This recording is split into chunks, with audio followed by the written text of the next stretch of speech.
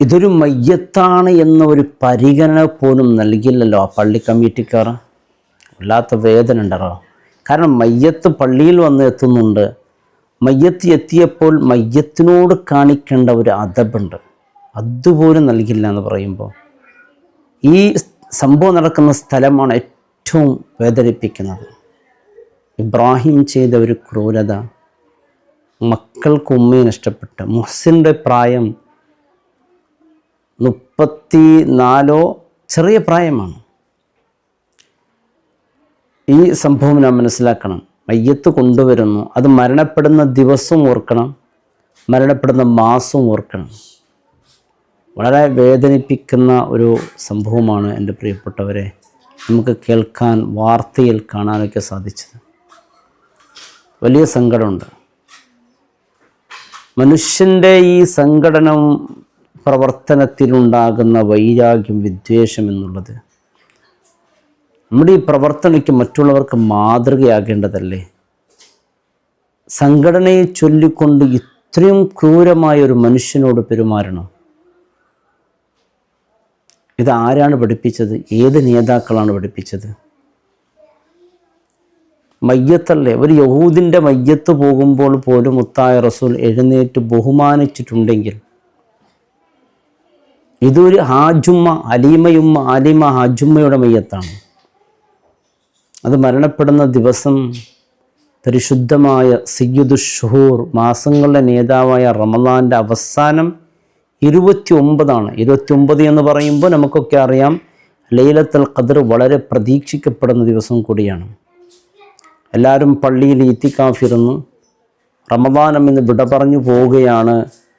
അതുകൊണ്ട് എൻ്റെ പാപങ്ങൾ പൊറുത്തു തരണേ അല്ലാഹ്. കാരണം റമളാൻ വിട പറഞ്ഞിട്ട് പോലും നമ്മുടെ പാപങ്ങൾ പൊരുത്തപ്പെട്ട് കിട്ടിയില്ല എങ്കിൽ റമളാൻ നമുക്കെതിരെ സാക്ഷിയാകുമെന്ന് പേടിച്ചുകൊണ്ട് മനുഷ്യർ കരഞ്ഞുകൊണ്ടിരിക്കുമ്പോൾ നമ്മുടെ പള്ളി കമ്മിറ്റിക്കാർ, എൻ്റെ പ്രിയപ്പെട്ടവരെ, ചെയ്ത ക്രൂരത ഉണ്ടല്ലോ, ഒരിക്കലും സഹിക്കാനും പൊറുക്കാനും ഒരിക്കലും പറ്റാത്തതാണ്. വല്ലാത്ത വേദന ഉണ്ടാക്കുന്നതാണ്.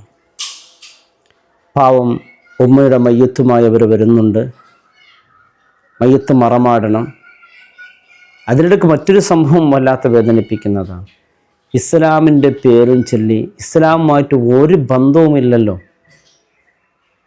ഒരു ബന്ധവുമില്ലാത്ത കാര്യങ്ങൾ ഇസ്ലാമിൻ്റെ പേരിലാണ്. ഇബ്രാഹിം എന്ന് പറയുന്ന ഈ മനുഷ്യൻ തൻ്റെ ഭാര്യ മുഹ്സിന, മറ്റൊരു സംഭവം അതിലേറെ, ഇതെല്ലാം ഇസ്ലാമിൻ്റെ പേരിലാണ് ഇതൊക്കെ ഉണ്ടാകുന്നത്. ഈ മയ്യത്ത് പള്ളിയിൽ കയറ്റാത്തതും, മയ്യത്ത് വരുന്ന സമയത്ത് വെള്ളത്തിൻ്റെ ടാങ്കൊക്കെ ഓഫ് ചെയ്ത് പിന്നെ വെള്ളത്തിൻ്റെ സൗകര്യമൊക്കെ നഷ്ടപ്പെടുത്തി, അതുപോലെ ഗേട്ടടച്ചുകൊണ്ട് മയ്യത്ത് നിസ്കരിക്കാൻ അനുവദിക്കാത്ത, ഇതൊക്കെ ചെയ്യുന്നത് ആരാണ്? മുസ്ലിമീങ്ങളാണ്. ആരാണ് ഇതൊക്കെ പഠിപ്പിച്ചത്? ഇതൊരിക്കലും നമ്മുടെ ഭാഗത്തുനിന്ന് അല്ലേ. മുസ്ലിമീങ്ങളെന്ന് പറയുമ്പോൾ ആരായിരിക്കണം? പ്രത്യേകിച്ച് പള്ളി കമ്മിറ്റിക്കാർ എന്ന് പറയുമ്പോൾ മറ്റുള്ളവർക്കൊക്കെ മാതൃകയായിരിക്കണം. റമളാനിലേക്ക് റമളാൻ വിട പറയുന്നു എന്ന ദുഃഖത്തിനും വിഷമത്തിനും സങ്കടത്തിനും മനുഷ്യരിക്കുമ്പോൾ ഇവിടെ പ്രവർത്തന രീതികൾ വേറെയാണ്. ഇത് റമളാൻ മാസമാണെന്ന് പോലും, ലൈലത്തുൽ ഖദ്ർ പ്രതീക്ഷിക്കപ്പെടുന്ന ദിവസമാണെന്ന് പോലും ഒന്നും ഓർക്കാതെ, അതും മരിച്ചൊരു മയ്യത്താണ് എന്ന് പോലും മനസ്സിലാക്കാതെ, തനിക്ക് തോന്നിയതുപോലെ ആ മയ്യത്തിനോട് വളരെ ക്രൂരമായ രീതിയിൽ, മനസ്സിനെ വേദനിപ്പിക്കുന്ന രീതിയിലാണ് അവിടുത്തെ കമ്മിറ്റി ഭാരവാഹികൾ ആ മയ്യത്തിനോട് പെരുമാറിയത്. അവിടെ വലിയ സംഘർഷമുണ്ടാകുന്നു, വലിയ സങ്കടമുണ്ടാകുന്നു. അതോടൊപ്പം മറ്റൊരു ഇബ്രാഹിം എന്ന് പറയുന്ന ഈ സഹോദരൻ്റെ ഒരു അവസ്ഥ, ഇസ്ലാമിൻ്റെ പേരിൽ ഈ പ്രസം വീട്ടിൽ വെച്ചാകണമെന്ന് പറഞ്ഞുകൊണ്ട് വീട്ടിലായി ഭാര്യ മരണപ്പെടുന്നു. അതിന് മുമ്പ് 2 കുട്ടികൾ മരണപ്പെട്ട ഒരു റിപ്പോർട്ട്. ഓരോ വാർത്തകളുടെ പ്രിയപ്പെട്ട നമുക്ക് കേൾക്കുന്നത് ഇസ്ലാമികമായിട്ട് ഒരു ബന്ധവുമില്ലാതെ പല ചികിത്സയുടെ പേര് പറഞ്ഞ് അത് ഹിജാമ, ഇതൊക്കെ ഇസ്ലാമിലുണ്ട്, ശരിയാണ്, ഹിജാമ ഇസ്ലാമിലുണ്ട്.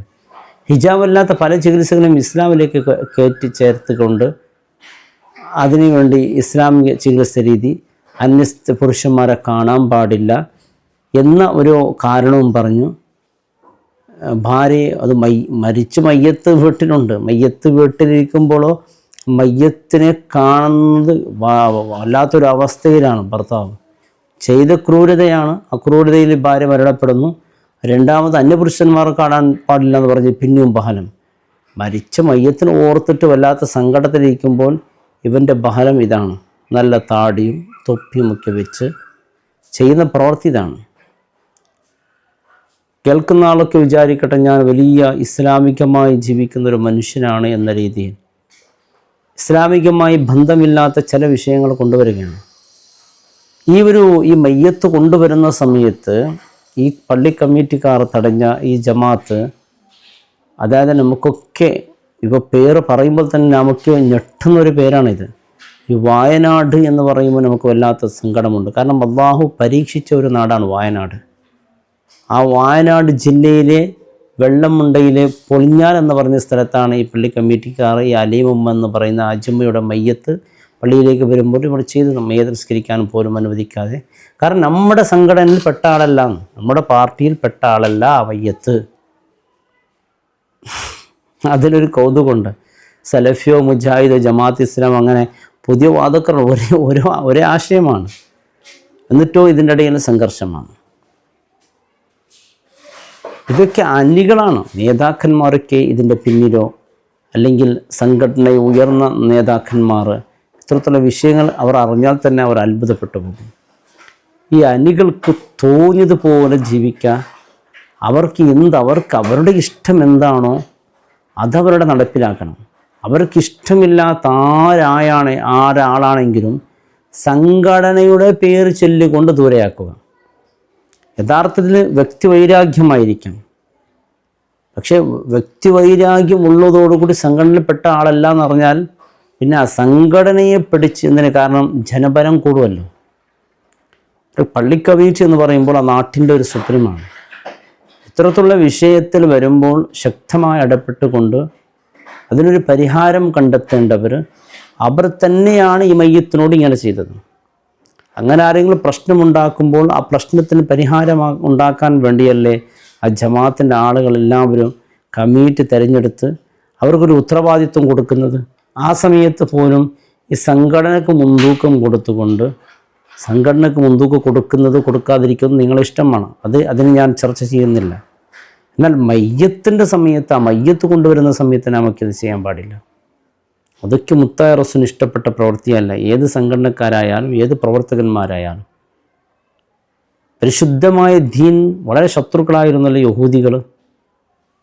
ഇന്നും യഹൂദികളെ പേര് കേട്ടാൽ നാം വല്ലാത്ത മനസ്സിനെ വേദനിപ്പിക്കുന്നു. എത്ര മുസ്ലിമീങ്ങളാണ് അവർ കൊന്നൊടുക്കിക്കൊണ്ടിരിക്കുന്നത്. ഫലസ്തീൻ്റെ സംഭവങ്ങൾ നമുക്കൊക്കെ മറക്കാൻ പറ്റാത്ത സംഭവങ്ങളാണ്. ആ യഹൂദികളിൽപ്പെട്ട ഒരാളുടെ മയ്യത്താണ്. യഹൂദികൾ ഇന്നതല്ല, പണ്ട് റസൂലിൻ്റെ കാലത്ത് തന്നെ അങ്ങനെയാണ്. യഹൂദികൾ എത്ര ആളുകളെയാണ്, എത്ര ക്രിസ്ത്യാനികളാണ് അവർ കൊന്നൊടുക്കിയത്. ഈ സംഘർഷം പണ്ട് മുതൽക്കേ തുടങ്ങിയിരുന്നു. ഈസാ നബിയെ കൊന്നതും അങ്ങനെ ഒരുപാട് ചരിത്ര സംഭവങ്ങളൊക്കെ റസൂലിന് അറിയാമല്ലോ. യഹൂദികൾ ചെയ്തു കൂട്ടിയ ക്രൂരതെല്ലാം റസൂലിന് അറിയാം. എന്നിട്ടാണ് യഹൂദിൻ്റെ മയ്യത്താണ് പോകുന്നത്. എന്നാലും പോകുന്നത് ദൂരയിലാണ്. റസൂൽ എഴുന്നേറ്റ് നിന്ന് ബഹുമാനിച്ചു. എന്തുകൊണ്ടത് മയ്യത്താണ്? ഒരു പരിഗണന. നമുക്ക് മുസ്ലിമാണ്, ഒന്നിനും പുതിയ വാദങ്ങളൊന്നുമില്ല, എല്ലാം ഒന്നിച്ചിട്ടാണ്. ഇവരും കുത്തുബിയത്തുണ്ട്, അവർക്കും കുത്തുബിയത്തുണ്ട്, ഇവർക്കും മൗലിദുണ്ട്, അവർക്കും മൗലിദുണ്ട്, എല്ലാം ഉണ്ട്. എന്നാലും പ്രശ്നം ഇതാണ്. ഇതൊരിക്കലും എൻ്റെ പ്രിയപ്പെട്ടവരെ നമ്മുടെ ഭാഗത്ത് വന്നു പോകരുത്.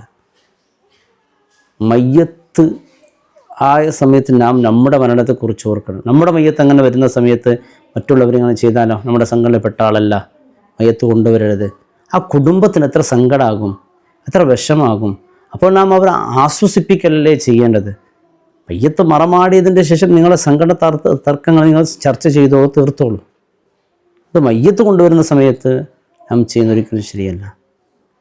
വയനാടെന്ന് പറയുമ്പോൾ പ്രത്യേകിച്ച് നിങ്ങളൊക്കെ പരീക്ഷിക്കപ്പെട്ട നാടുകളല്ലേ, നമുക്ക് കൃത്യമായത് ഓർക്കേണ്ടതല്ലേ. അല്ലാഹു റബ്ബ് സുബ്ഹാനഹു വ തആല നല്ല സൽബുദ്ധി നൽകി അല്ലാഹു അനുഗ്രഹിക്കട്ടെ. അസ്സലാമു അലൈക്കും വറഹ്മത്തുള്ളാഹി വബറകാതുഹു.